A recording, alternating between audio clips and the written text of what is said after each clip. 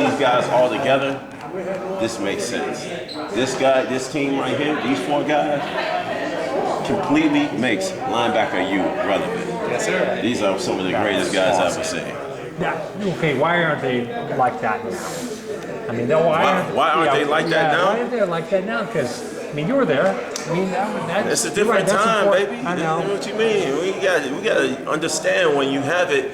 Sometimes things are best served in that moment. What do I mean by that? Like, you have to understand classic moments when they're around. Sure. These are classic moments. Those are some of the greatest players that has ever donned a uniform at the University of Illinois, and we have to recognize that when we see that. You know what I mean? I mean, true enough, those are young guys.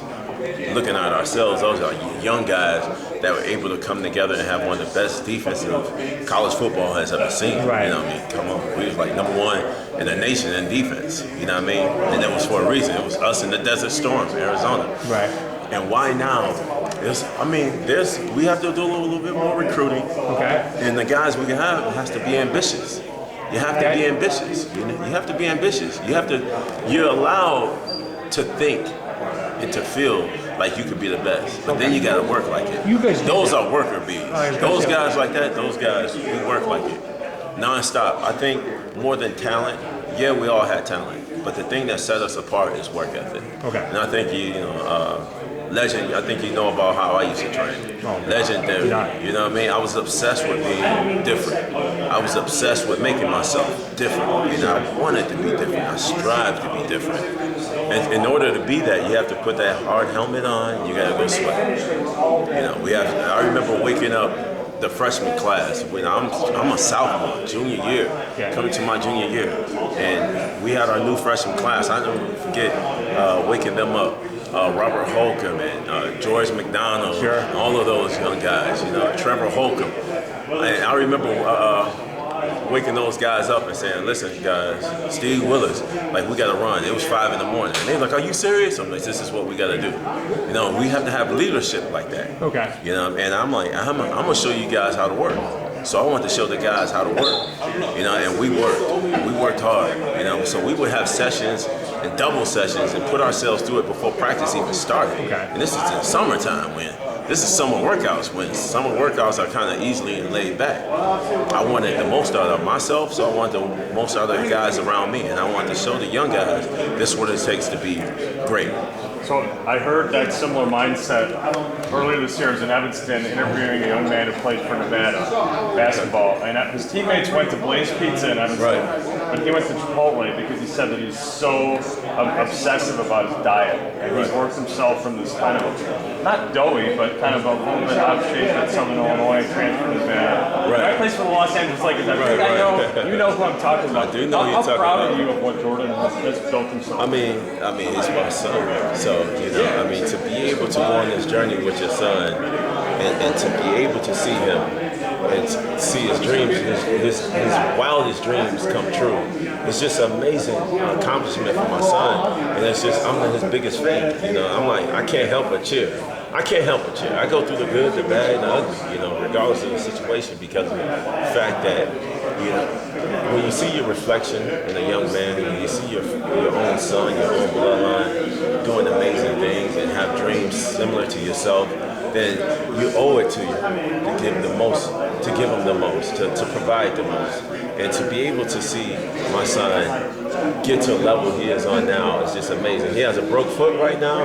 He's nursing it. He's trying to get back. But for me, you know, I give him the guidance, the mental guidance of what it's going to take to get to that level. Not just to get there, but to get through all these tough times. You know what I mean? So, you know, it's been a joy.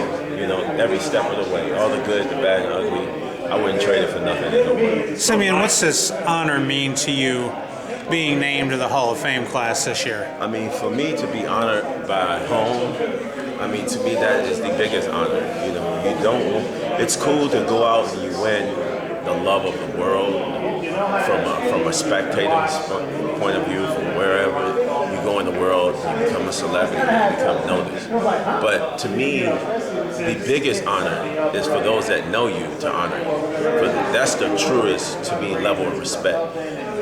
to get love from where you once came, and to me that sets the tone and that sets a mark of what you meant to them and what you're able to offer to them, far past the numbers, and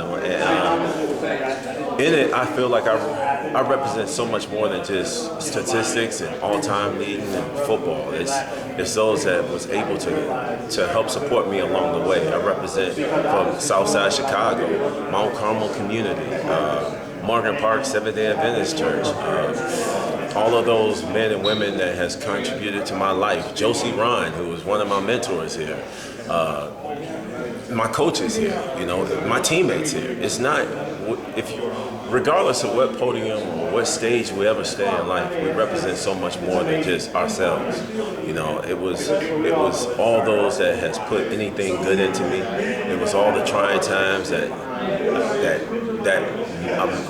made me reach down and find the best of myself. It's all those that contributed to my life through all the bad times as well, that said, you know what, we're gonna stand by you. I stand for those people, and I stand today in honor of them. And it just doesn't bring honor to me, it brings honor to my mother and my father, who's not with me anymore. But I stand for them, and to me, this finishes their legacy at the University of Illinois, sending their son here. So for me, that's what it means for me. For me, as my own self, it's nice. But for when I look back and I reflect on those that don't stand with me today, the Denny Marsons, my coach Marson, that was our D-line coach. That's what it's about. Coach Colby, it's about even Coach Lou Tepper. And we weren't even always on the same page. I stand for him, And I know some of my teammates would be like, Sam, you said Coach Lou. I'm like, I stand for him, because I represent so much more than just myself. What do you think of what the